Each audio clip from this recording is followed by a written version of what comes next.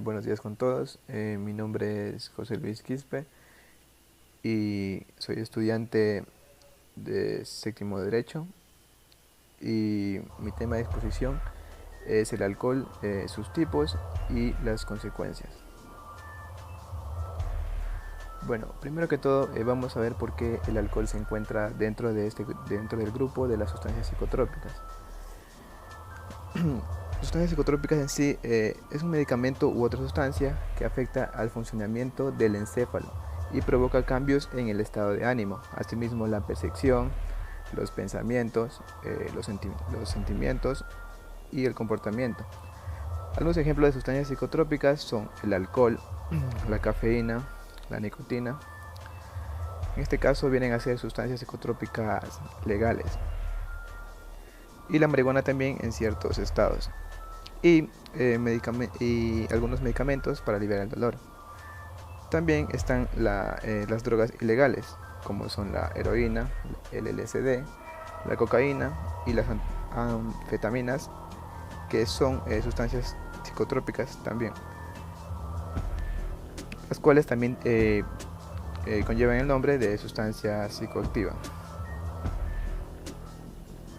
Bueno, ahora sí vamos con el concepto de bebidas alcohólicas. Se entiende por bebida alcohólica aquella bebida en cuya composición está presente el etanol, en forma natural o líquida, y cuya concentración sea igual o superior al 1% de su volumen, y que tiene diferente concentración dependiendo de su proceso de elaboración. Bueno, ahora vamos con los tipos de bebidas alcohólicas, en las cuales tenemos a las bebidas fermentadas, las cuales son los procedentes de frutas o cereales, que por acción de ciertas sustancias microscópicas, ya sean estas levaduras, el azúcar que contienen se convierte en alcohol. Las bebidas fermentadas más comunes son el vino, la cerveza y la sidra. El vino es el producto resultante de la fermentación de las uvas frescas o del mosto. Su contenido alcohólico suele oscilar entre los 10 o los 13 grados. La cerveza se obtiene a partir de la malta cervecera, procedente de la transformación de la cebada y otros cereales. Para conseguir el sabor amargo se le añade lúpulo. Su contenido de alcohol suele oscilar entre los 4 a 6 grados. La sidra procede de las manzanas trituradas y fermentadas. Su contenido en alcohol suele alcanzar hasta los 5 grados. Ahora tenemos otro tipo de alcohol, las bebidas destiladas. Se consiguen eliminando mediante el calor, o sea, a través de la destilación, una parte de agua contenida en las bebidas fermentadas. El principio básico de esta acción reside en que el alcohol se evapora a 78 grados y el agua a 100 grados. Por consiguiente, tienen más alcohol que las bebidas fermentadas, alcanzando los 30 a 50 grados. Entre las bebidas destiladas más conocidas se encuentran el coñac o brandy, que deriva de destilados del vino creados en vasijas de roble. También la ginebra, que resulta de la destilación de macerados de bayas de enebro y otros cereales. También el whisky, el ron, que se obtiene de la destilación de la melaza fermentada, de la caña de azúcar o de remolacha. Y por último el vodka, que se obtiene de varios cereales, generalmente centeno y también de la patata. Bueno, ahora vamos con las consecuencias del alcohol. Una de las consecuencias del alcohol viene a ser la cirrosis hepática. El daño hepático causado por la cirrosis es un daño irreversible, pero es posible evitar que se siga dañando. Como podemos observar, en la primera imagen tenemos en sí lo que viene a ser un hígado enfermo, uno de los síntomas que causa la cirrosis hepática, el cual conlleva un hígado enfermo, dolor y edema en la pierna. En la segunda imagen podemos ver las fases que causa la cirrosis hepática en el hígado, en el cual empieza por hígado sano. Segundo viene la fibrosis. Tercero, la cirrosis, y su etapa final viene ya transformada en cáncer. Otra de las consecuencias del consumo de alcohol viene a ser las enfermedades cardiovasculares. como la enfermedad coronaria, el cual uno de los síntomas viene a ser áreas de dolor en el pecho, gastrointestinales, también indigestión o náusea. En todo el cuerpo también se puede sentir aturdimiento ligero o sudoración. También los síntomas más comunes son dificultad para respirar o frecuencia cardíaca rápida. La enfermedad coronaria se da en sí por los depósitos de grasa en la placa que restringen el flujo sanguíneo. Otra consecuencia del alcoholismo viene a ser el paro cardiorrespiratorio, el cual sus síntomas suelen ser áreas de dolor en el pecho. También en todo el cuerpo se puede sentir un aturdimiento ligero, desmayo o síncope. También más comunes suele ser la dificultad para respirar o palpitaciones. Una de las técnicas para poder enfrentar un paro cardiorrespiratorio puede ser realizar un RCP acompañado de un desfibrilador. Otra consecuencia del alcohol viene a ser el derrame cerebral. Uno de los síntomas más comunes musculares viene a ser la dificultad para caminar, inestabilidad, asimismo músculos rígidos, parálisis con músculos débiles, parálisis de un lado del cuerpo, como también acompañado de problemas de coordinación o reflejos hiperactivos. En lo visual viene a ser la pérdida repentina de la visión, pérdida temporal de la visión de un ojo, visión borrosa o visión doble. También afecta en el habla, afectando en la dificultad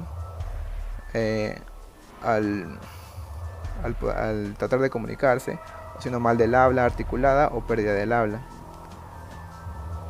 En lo facial, viene a haber caída o entumecimiento de un lado de la cara, asimismo acompañado de debilidad muscular o dificultad para hablar. Otra consecuencia del alcoholismo viene a ser el cáncer de laringe, el cual los síntomas vienen a ser un dolor de garganta que no desaparece, tos constante, dolor al tragar, dificultad asimismo para tragar, dolores de oídos, dificultad para respirar, pérdida de peso, acompañada de una protuberancia o masa en el cuello.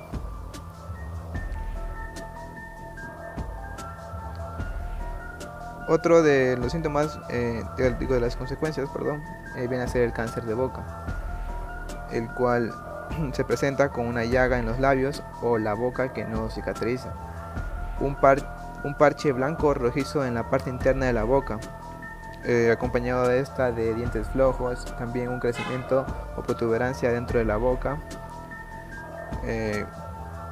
con dolor bucal, dolor de oído también, y dificultad al momento de tragar.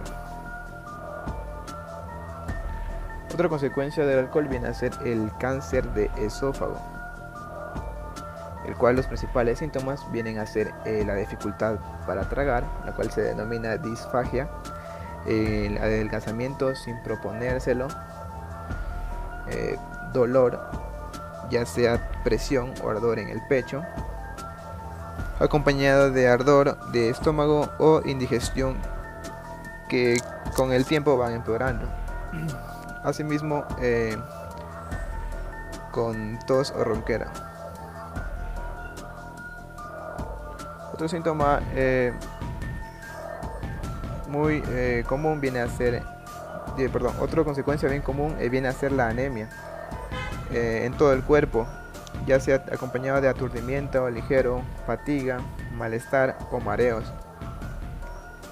En el corazón también afecta las palpitaciones o la frecuencia cardíaca rápida, o sea, la acelera.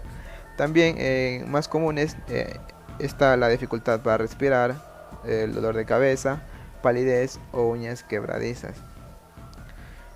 En el primer gráfico podemos observar la cantidad normal de glóbulos rojos que puede llegar a contener una persona y en el segundo la cantidad de glóbulos rojos en la cual un organismo está padeciendo de anemia. Buenos días, mi nombre es Noeli Ramírez y el día de hoy vamos a hablar sobre el peritaje médico legal. La medicina legal es una ciencia y un arte. Lo primero porque evidentemente coordina y sistematiza verdades generales en un conjunto doctrinario, aplicando los conocimientos de que la medicina es un arte porque está en manos de un perito, aplica técnicas especiales y preceptos establecidos para cumplir la misión encomendada por el juez.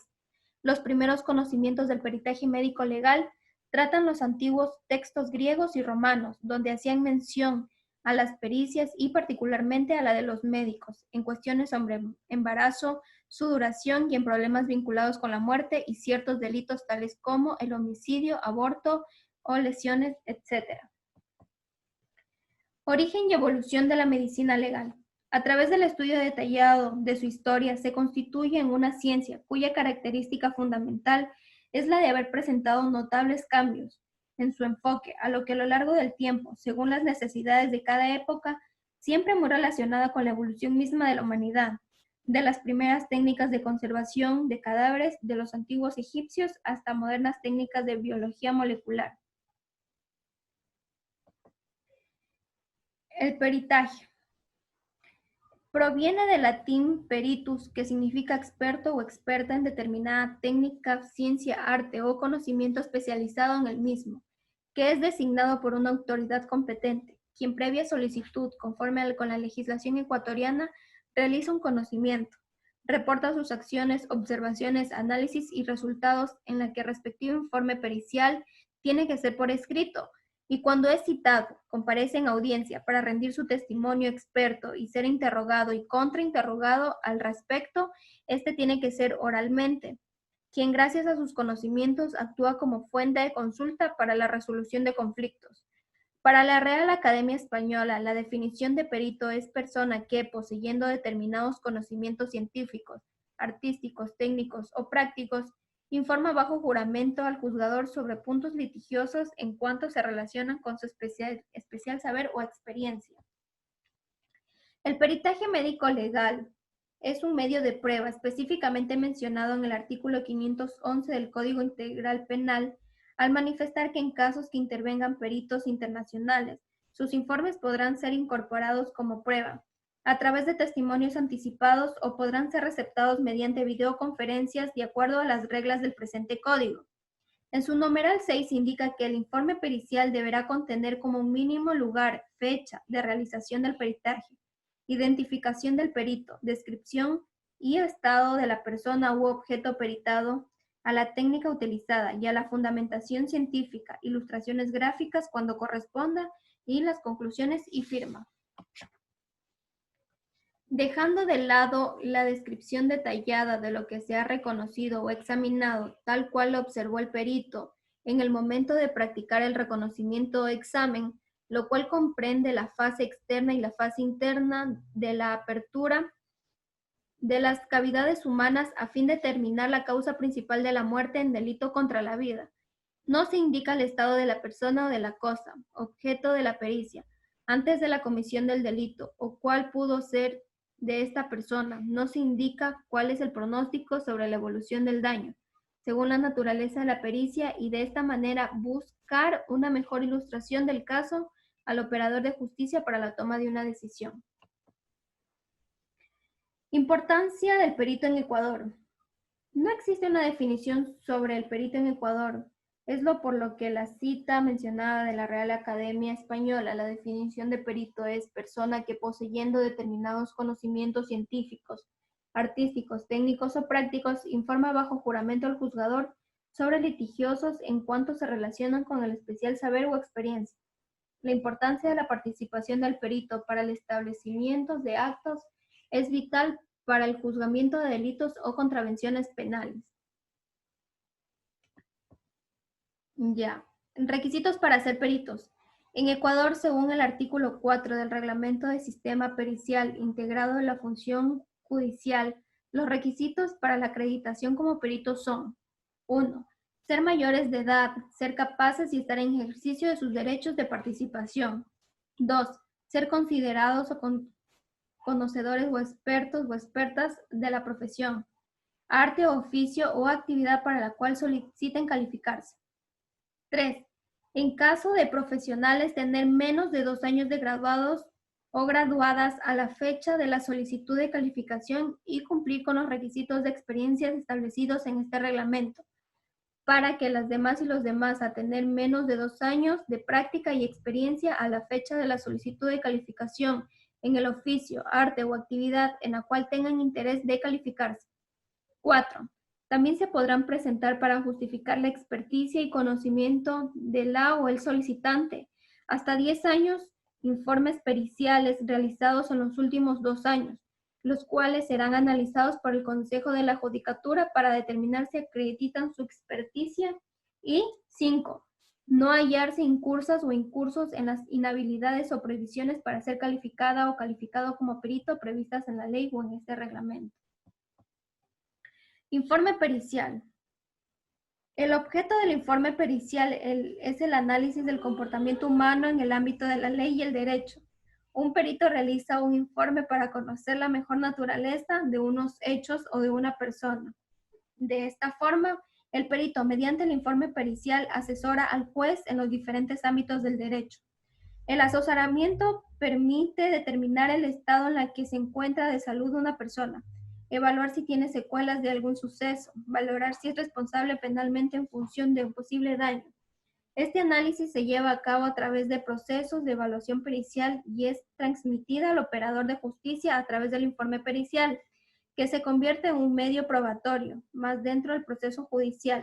La valoración del daño a la víctima se contextualiza dentro de la jurisdicción penal y es a través del interés jurídico, principalmente por 3 aspectos según: facilita la calificación del hecho al fiscal, facilita al juez el establecimiento de la sanción y puede ser tenido en cuenta para fundamentar los hechos probados.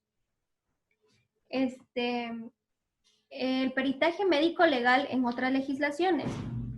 En Colombia, estas prácticas aplican procedimientos propios de la medicina para analizar pruebas con el fin de determinar las causas de enfermedad o muerte, y además análisis de recolección de pruebas y mantenimiento de la cadena de custodia para verificar la validez del llamado informe pericial. El perito encargado de estas tareas es un experto en determinar técnica, ciencia o arte, conocimiento especializado, quien previa solicitud, conforme con la legislación colombiana pertinente, realiza un reconocimiento, examen, estudio o valoración relativo en su área de conocimiento. Reporta sus acciones, observaciones, análisis y los resultados en el respectivo informe pericial. Y cuando es citado, comparece en audiencia para rendir su testimonio experto y ser interrogado o contrarrogado al respecto. Este se encuentra en el artículo 408 de la Ley 906 del 2004, que en Colombia se llama Código de Procedimiento Penal. Y en España, el método médico legal es ciertamente algo propio de esta ciencia, a la que su fisonomía especifica. Por ello, su ignorancia, la falta de orientación, da lugar a que eminentes clínicos, competentes especialistas, sean en la práctica muy mediocres peritos. El buen perito resulta de la concurrencia de conjuntos de cualidades. Estas cualidades son posesión de unas condiciones naturales que le marcan con un impulso vocacional y le hacen apto para la función pericial, entre las que éstas se destacan la objetividad, la reflexión y sentido común, el juicio, la prudencia, la imparcialidad y la veracidad. Eso es todo. Muchas gracias. ¿Qué tal? Muy buenas noches. Mi nombre es Edison Andrés Sotalín. Soy el séptimo único matutino de la Universidad Regional Autónoma de los Andes, UNIANDES, respecto a la materia de medicina legal, con el catedrático, el doctor Lenín Pazmiño, el tema de hoy será la identificación de las piezas dentarias y dentadura mediante la utilización de moldes y fórmulas odontológicas de descarnación, putrefacción o quemaduras. Bueno, en primer lugar tenemos el concepto, que es el concepto de la identificación por medio de las características de los dientes, el cual este proceso de identificación humana mediante la odontología depende de las condiciones del individuo o de los indicios dentales con los que éste cuente, así como el tiempo que se ha transcurrido después de la muerte o intervalo post-mortem. Dado esa referencia, podemos decir que la anatomía dental se divide en corona, raíz y porción cervical. Dentro de la clasificación de los dientes, estos cuentan con una clasificación de incisivos, caninos, premolares y molares. Dicho esto,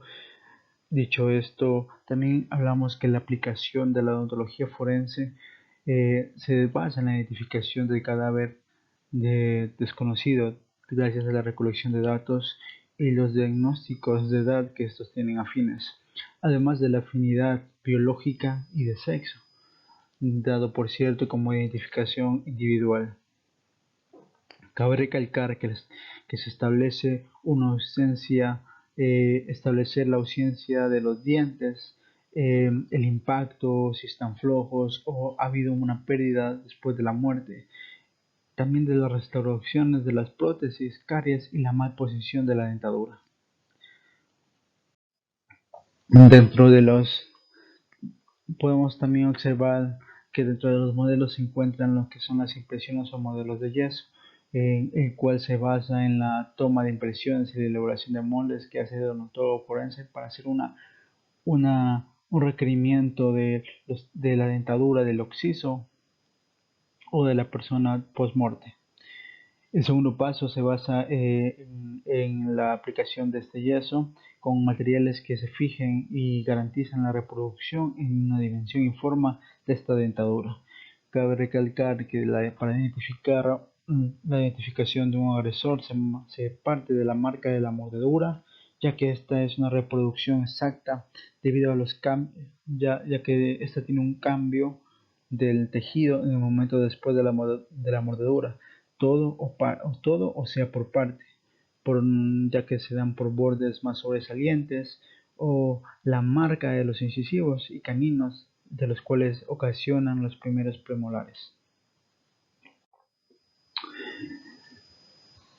Los odontólogos forenses utilizan los moldes de yeso para realizar estudios y análisis que resultan claves dentro de una investigación. Y este proceso de identificación de un cadáver de una persona se da, por ejemplo, por la rugoscopía, que se basa en el estudio de la forma, tamaño y posición de las arrugas o pliegues que tenemos todos en el paladar, pues ya que esa representa información específica de una persona como se representaría en la huella dactilar o huella digital. También se basa en la relación interoclusal. Esta se denomina la posición esqueleto dental de mandíbula y maxila, que cada uno de nosotros tiene un estado de reposo, teniendo así los modelos de yeso que se puede registrar en relación de la cera y considerarla como un factor individual y específico de cada persona. También se encuentran los que son las huellas de las mordidas, que sirven para dictaminar la identificación de una persona mediante un registro de mordida, ya sea en la piel o en alguna otra superficie.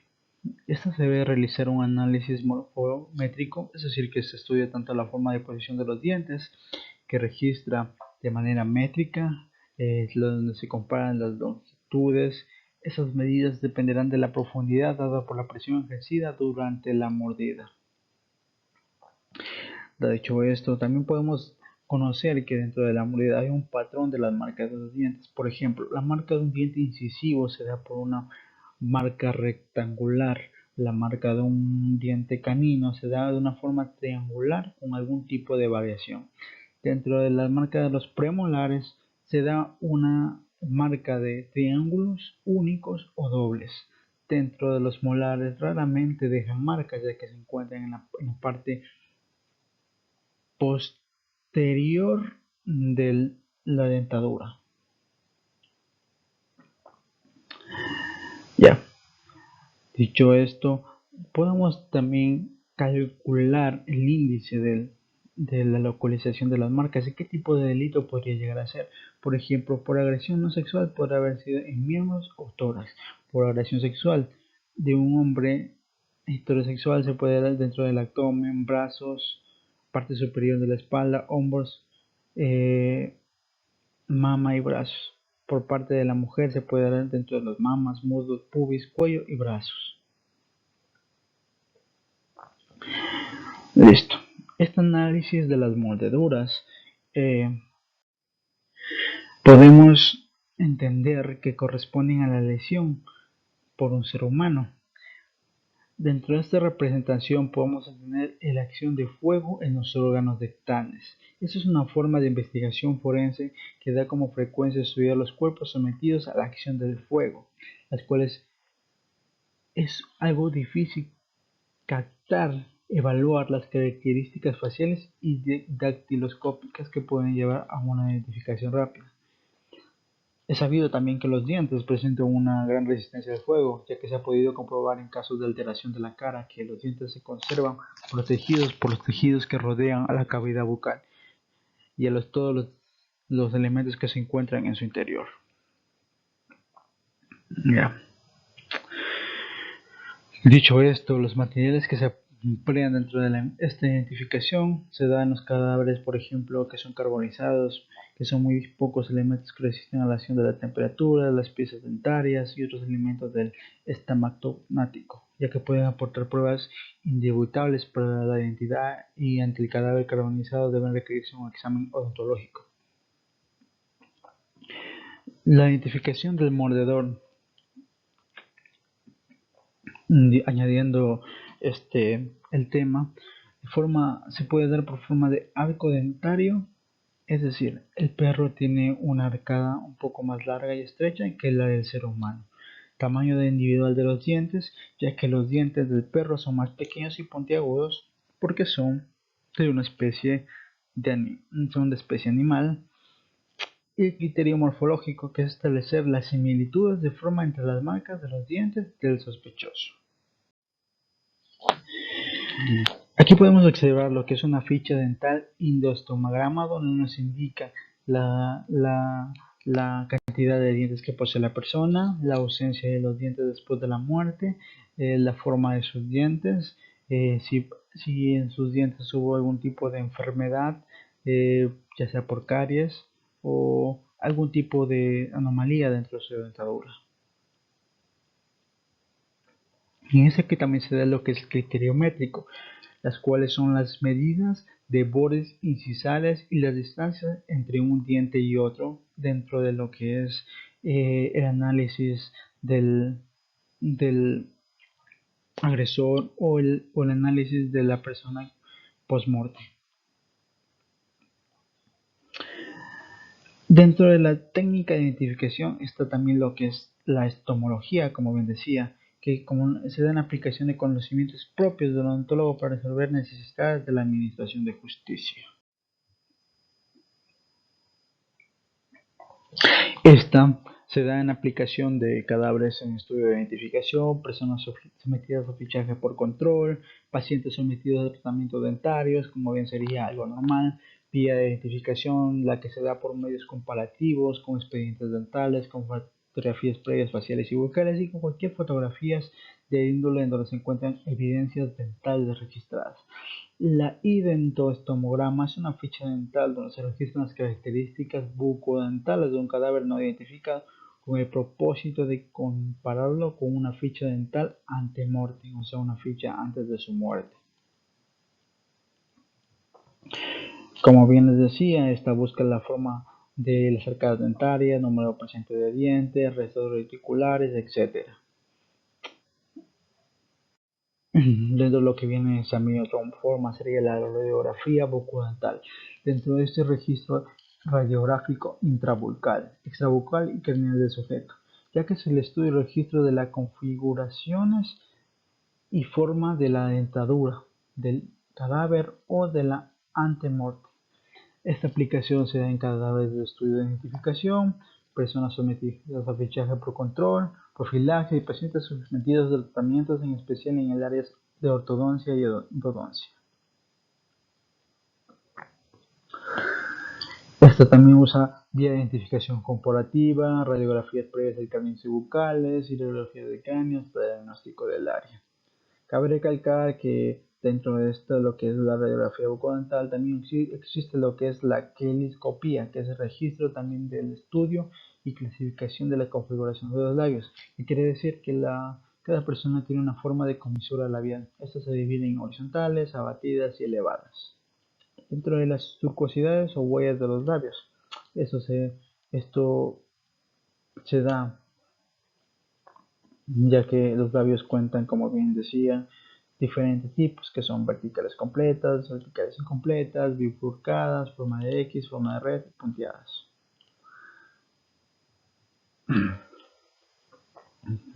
Volviendo al tema, la radiología bucodental.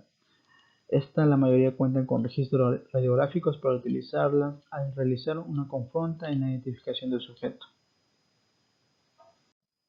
La rugoscopía. Esta es otra forma de identificación, ya que esta se da en la clasificación de las arrugas que se encuentran en el paladar. Esta es una técnica de identificación estomatológica que se encarga del estudio, registro y clasificación de las arrugas que se localizan en la región anterior del paladar duro. Estas también se realizan en los cadáveres en estudio de identificación, presiones sometidos a fichaje de control o profilaxis y problemas de identificación posterior. La vía de identificación igualmente se da por comparativas con los datos de registros previos de rugoscopía de la persona, como de los del estudio o trabajo en donde se encuentren registradas las arrugas palatinas. Dicho todas estas formas, se cabe recalcar que la responsabilidad profesional y la demanda por lesiones del aparato estomatómaco se basa en la responsabilidad del profesional, ya que esta es la obligación de reparar y satisfacer un daño ocasionado y sus faltas de contemplar las lesiones civiles o penales en la identificación de la persona antes, post-mortem y post-mortem, también en la ayuda de la identificación de la persona que haya agredido y haya usado sus dientes para ocasionar daño o lesiones dentro de una víctima. El tema de hoy es el aborto. A pesar de los múltiples términos que puedan derivar de ella, el aborto se define como la interrupción inducida o espontánea del embarazo antes de la viabilidad fetal. El aborto es practicado por mujeres en todo el mundo de manera legal, ilegal, clandestina o en clínicas o hasta en sus propias casas. Desde los gobiernos anteriores hasta la Iglesia, pasando por doctores y hasta por periodistas, hablan con propiedad de este tema, y aunque casi todos son hombres, lo catalogan como algo inmoral o innecesario, atentando a la vida científicamente perjudicial. El aborto en el Ecuador es la interrupción del desarrollo del embrión durante el embarazo, cuando aún no ha llegado a la madurez fetal o la capacidad suficiente para vivir fuera del útero. En este escrito detallaremos los siguientes puntos, como son los tipos de abortos, los tipos de procedimientos que existen para el aborto y los beneficios a partir de la legalización del aborto. Existen varios tipos de abortos. Entre estos tenemos el aborto espontáneo, que es cuando el feto es expulsado del útero de la mujer por causas naturales. También tenemos el aborto inducido, que es aquel que se realiza de manera voluntaria, con asistencia médica o sin ella. El aborto terapéutico, que es aquel que se pone en primera instancia la salida del feto, ya que así no se tiene como riesgo la muerte de la madre. El aborto en general, que viene siendo la expulsión del feto antes de la época determinada. El aborto espontáneo es la expulsión del feto por causas fisiológicas. El aborto delictivo es la expulsión prematura del proceso de la concepción. Entre estos temas importantes, también destacamos las características a su edad aproximada, teniendo en cuenta que en el primer día ya cuenta con una célula y con 23 pares de cromosomas por la unión de células germinales. A su vez, de 3 a 4 días ya el feto se traslada hacia el útero. De 5 a 9 días se implanta por sí mismo en el útero. De 10 a 15 días se suspende el ciclo menstrual de su madre y mide tan solo 2 milímetros. Entre los 20 días se establece el cerebro y el sistema nervioso y la columna vertebral. 21 días, el corazón empieza a latir y continuará latiendo hasta el día de su muerte. 28 días, ya se forman los músculos y se manifiestan los brazos y piernas. Al primer mes, es 10.000 veces más grande que la primera célula. Ahora mide 4.5 milímetros. En los 40 días, se detectan las ondas del cerebro. En los 42 días ya comienza a producir células sanguíneas. Sería la segunda menstruación y a los 60 días ya mide 3 centímetros y tiene expulsos eléctricos y cerebrales. Los procedimientos varían de acuerdo con el tiempo de gestación, las condiciones de salud de la mujer y el acceso a los centros de salud que pueden ofrecer de manera adecuada y segura el procedimiento que se irá a realizar. Existen 2 técnicas para realizar el aborto, con medicamentos y quirúrgico. Como base legal, contamos con la Constitución del Ecuador. En el 2008, en su artículo 45 dice: las niñas, niños y adolescentes gozarán de los derechos comunes del ser humano, además de los específicos de su edad. El Estado reconocerá y garantizará la vida, incluyendo el cuidado y protección desde la concepción. Y el Código Orgánico Integral Penal ecuatoriano se penaliza el aborto solo en 2 tipos de aborto. Los despenaliza: en el aborto terapéutico y en el aborto eugenístico. Recordemos que el aborto eugenístico es aquel aborto voluntario, ya que el feto presenta numerosos defectos y este acarrea gastos muy altos. El aborto peligroso puede evitarse por medio de una buena educación sexual, la prevención de los embarazos no deseados mediante el uso de métodos anticonceptivos y la prestación de servicios legales en un aborto seguro. Como consecuencia, en la mayoría de los casos, a la mujer no le dijeron que todo lo que podía pasar. Muchas veces se explica el aborto como un procedimiento quirúrgico clínicamente seguro, pero los aspectos del llamado procedimiento seguro pueden dejar un deterioro físico permanente, sin mencionar el potencial de los problemas psicológicos y crónicos que estos puedan acarrear. Los efectos físicos que pueden suceder son como la esterilidad, ocasionar más abortos espontáneos, embarazos ectópicos o nacimientos de niños muertos, trastornos menstruales, hemorragia, infecciones, útero perforado, peronitis, entre otras cosas. Y como efectos psicológicos, la culpabilidad, impulsos suicidas, sensación de pérdida, insatisfacción, sentimiento de luto, pensamientos y remordimientos. Las causas del aborto. El principal problema psicológico del aborto es el miedo. El miedo a la falta de capacidades económicas para alimentar al hijo. Ese temor se debe a la sociedad de consumo y de falsos valores en que vivimos, que ha desvalorizado al niño que debe venir a este mundo, y su racionalismo ha creado un falso temor. Entre estas también encontramos las causas ovulares, que pueden ser 3 tipos: anomalías de cordón, anomalías cromosomáticas y anomalías genéticas. Las causas locales pueden ser anomalías del cuello de útero o del cervix. Cuando se trata de anomalías de la cámara de huevo, la cavidad puede ser dimensiones muy pequeñas para contener a este huevo malformados o deformadas, o restringido debido a la presencia de pólipos o fibromas defectuosas. Quien les saluda es Federman Yate, estudiante del 7º nivel de Derecho de la Facultad de Jurisprudencia de la prestigiosa Universidad Regional de los Andes, Uniandes. El día de hoy voy a traerles un tema en específico relacionado con la materia de medicina legal a cargo de nuestro docente, el especialista, el doctor Lenin Pazmiño. Y el tema que yo voy a tratar el día de hoy es la gineco-obstetricia. ¿Qué es la gineco-obstetricia vista desde un punto de vista médico-legal? La obstetricia médico-legal, y para darles un pequeño preámbulo, la obstetricia es la rama de la medicina que trata la gestación, el parto y el puerperio.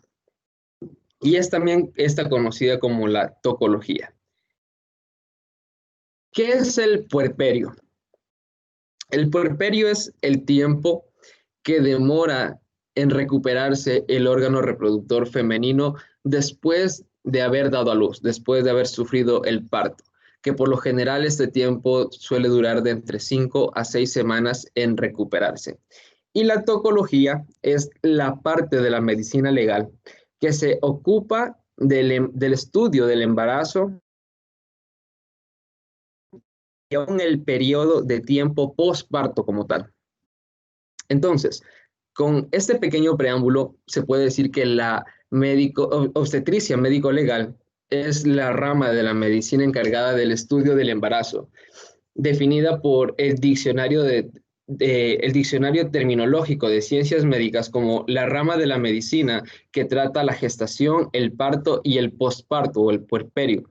Entonces, cuando los conocimientos de esta rama médica se necesitan para establecer y esclarecer algún tipo de problema legal, es en este momento donde se entra en lo que es la obstetricia médico-legal, entendida como todas aquellas actuaciones médicas, obstétricas, fisiológicas, como es el embarazo, el parto, el posparto, y también interviniendo en las no fisiológicas, como son el aborto terapéutico, el aborto criminal, la violación y otras situaciones que entran en una esfera obstétrica que tienen relación con el derecho y también tienen relación con la administración de justicia. Voy a hablarles de lo que es el embarazo. Y el embarazo básicamente es el periodo comprendido desde la fecundación del óvulo hasta el parto. Dicho estado se caracteriza por signos que se han distinguido en signos de probabilidad y también de certeza de que la mujer efectivamente ha estado embarazada y que lleva un embrión dentro de su útero. La importancia médico-legal para poder desvirtuar una falsa acusación de un aborto en caso tal vez sea de rapto como prueba de adulterio en materia de donación, es que se utiliza esta obstetricia médico-legal. Ahora, dentro de esta también existe la simulación y la disimulación del embarazo.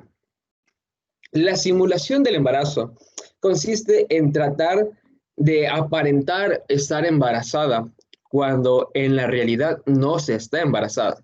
Y en cambio, la disimulación del embarazo es tratar de desvirtuar un posible embarazo cuando de manera efectiva una mujer está pasando por el mismo.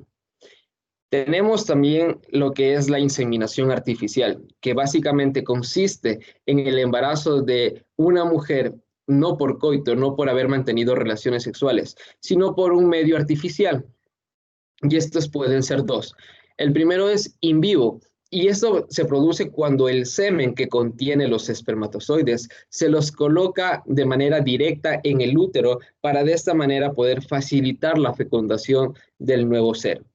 Y la otra es in vitro, que es cuando la fecundación del óvulo por el espermatozoide se hace dentro de un laboratorio y luego se lo lleva hacia el huevo o cigoto y ésta se implanta en el útero. Vamos también a hablar acerca de los periodos del parto, que son 3. Tenemos la dilatación, la expulsión y el alumbramiento.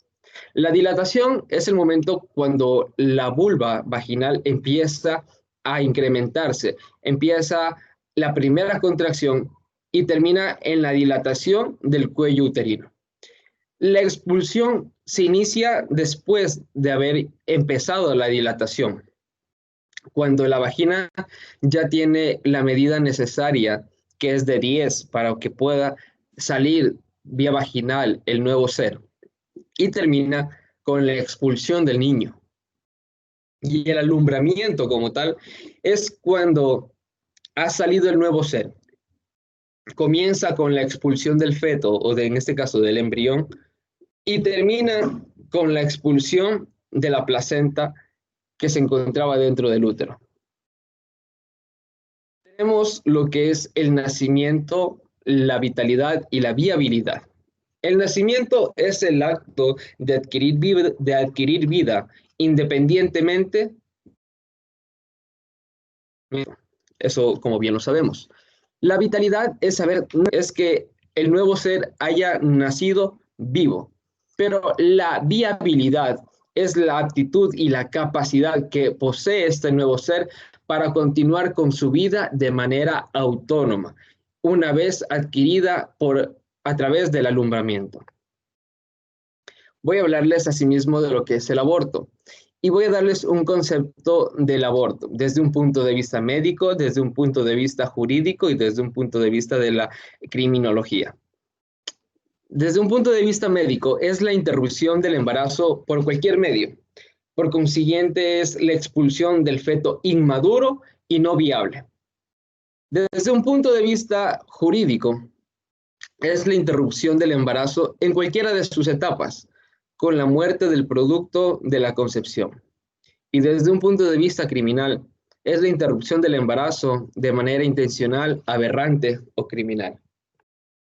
Los métodos inductorios del aborto, tenemos los físicos, los químicos y los operatorios. Los físicos son cuando de manera sin culpa, de manera que no tuvo conocimiento, se sometió a baños calientes, a ejercicios severos, prolongados, tal vez se sometió a equitación o sufrió violencia sobre su pelvis o sobre su abdomen, sobre su cervix, y esto produjo que tenga un aborto de manera natural, por así decirlo, de una manera que no tuvo la intención de ocasionarlo.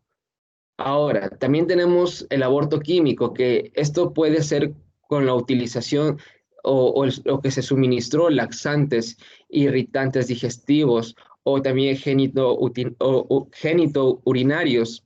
Ella ingresó a su organismo, que estos pueden ser de acción local también, que es a través de la inyección de jabón o permanganato de potasio que ella se haya suministrado dentro de su organismo. Y por último tenemos los operatorios, que son por dilatación de la cervix, que son los tallos de laminaria, bujías y obviamente los dilatadores, o por la ruptura de membranas. El diagnóstico del aborto, este se basa en el examen de lo que es la escena del hecho, el examen que se le realiza a la mujer y también el examen que se le realiza al feto o a los restos ovulares que hayan quedado. El examen de la escena del hecho debe establecerse en orden decreciente, según y de acuerdo a la importancia, basándonos en los siguientes elementos. Como primer lugar tenemos los restos del producto de la concepción y la placenta para poder realizar una histología. Después, las manchas en la sangre o manchas de sangre que hayan quedado para poder ser clasificadas. También mirar la utilización de los instrumentos médicos. Y por último, los medicamentos relacionados con la práctica abortiva que tal vez se hayan determinado a través de un examen toxicológico a la madre. Dentro de lo que es el examen hacia la mujer, también se concreta a establecer si hay signos de embarazo o de evacuación reciente del útero, a través de un examen obstétrico, histológico, biológico o toxicológico. Y por último, el examen del feto o de los restos ovulares, que estos permitirán establecer regularmente la etiología del aborto, básicamente, es decir, si ha sido espontáneo, si ha sido provocado, inducido o criminal, y además permitirá establecer con bastante aproximación la edad de gestación que ha tenido el feto antes de haber sido expulsado, antes de haber sido interrumpida su desarrollo normal dentro del útero materno. Eso ha sido todo. Espero que les haya servido la clase del día de hoy.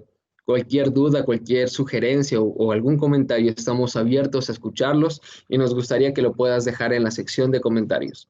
Conmigo será hasta una próxima ocasión y que tengas un excelente resto de día.